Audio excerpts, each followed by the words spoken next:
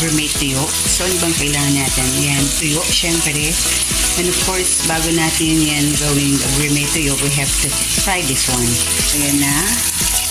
Pina-fry na natin. So, lahat ng batch na yun, ipa-fry natin. And then later on, gagawin natin siyang gourmet tuyo.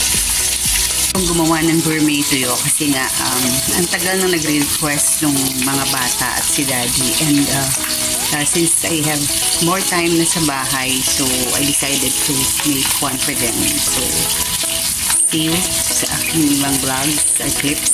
Third batch ko, same pan din.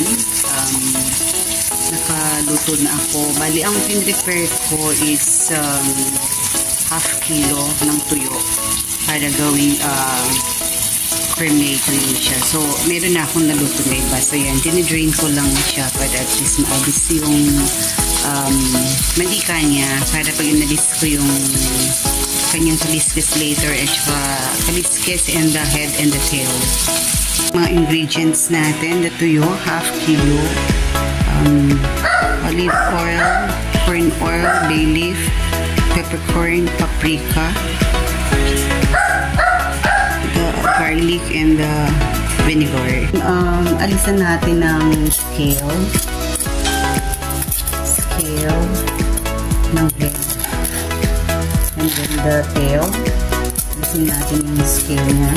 Kung ayaw nyo naman gamitan ng knife, you can use your hands para at least makuha yung scale niya. So, pati innard niya, yung mga tinitik nito. Some are using yung buo. Ako kasi ang ginagawa ko ito, pinipili ko para at least madali siyang kainin. Ayan, katulad nito, yung sinasabi kong innard. Ito yung intestine ng ating tuyo.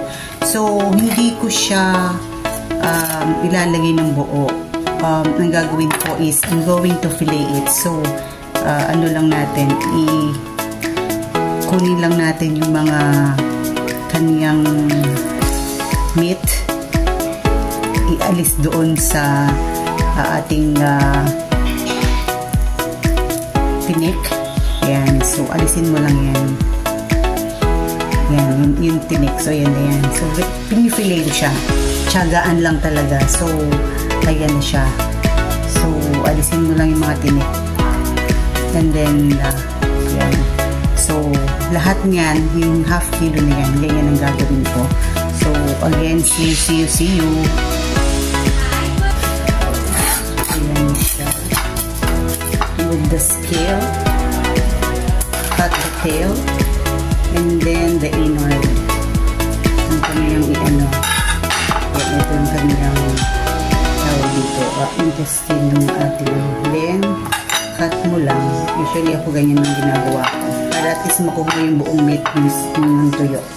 Though ba busisi. Kaya lang kasi mas gusto nila yan eh. So, ito siya. Ganyan siya.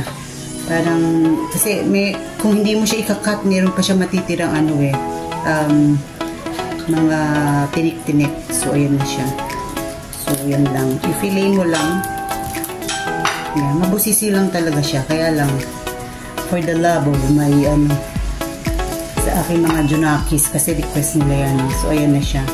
So, nakakailan na ako.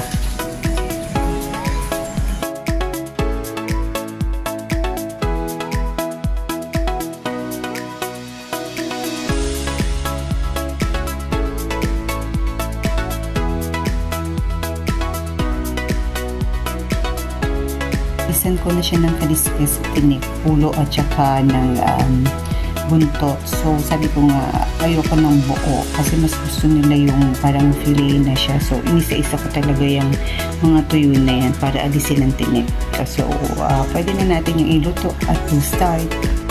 So, let's start na. Lagyan natin itong ating olive oil.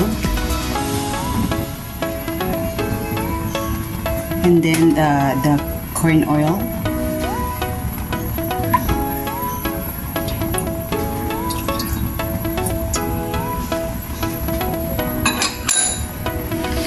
Pag okay na yan, ilagay na natin ang ating garlic. So, nailagay ko na yung garlic. Haluin lang natin yan. Then, hanggang maging slightly brown.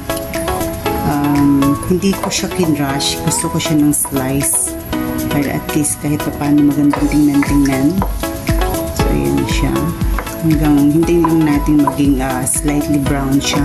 Then, isusunod natin yung susunod nating ingredient. So, ayan na siya. Unti-unti na siyang nagpa-golden brown. Meron pa tayo ditong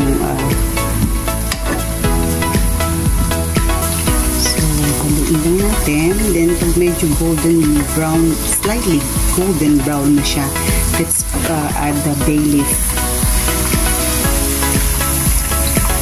So, ito na yung ating bay leaf. Add na natin yan. And then, the peppercorn to add more taste.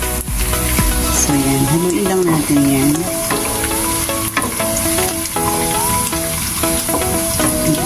Okay na yan. Ilalagay na natin ang ating tawag dito vinegar, and then the paprika, and then yun ang ating mahiwagang tuyo, gourmet tuyo ang ating niluluto. Let's add our vinegar. Ano siya, and then the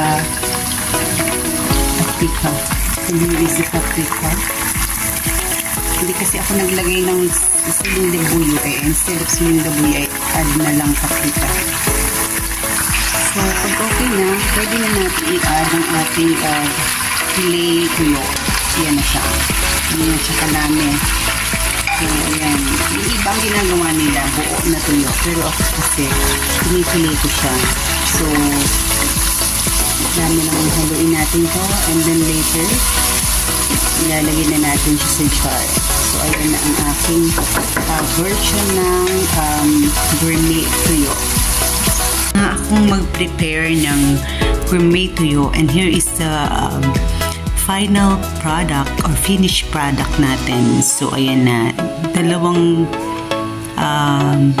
bottles lang yan, pero siksik-liglig kasi. Actually, pwede kong gawin niyang 3 bottles, pero okay lang kasi sa amin lang naman din. Kami lang naman din ang kakain. So, matutuwa na ang mga anak ko niyan at si daddy kasi matagal na yan talagang ni-request na gumawa ako ng gourmet tuyo. So, hindi, ang sabi kasi ang tagal ko na raw na hindi nagkagawa ng gourmet tuyo. So, here it is. Enjoy, guys!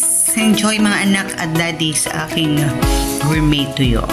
Bye everyone, and see you sa mga vlogs ko. Thank you.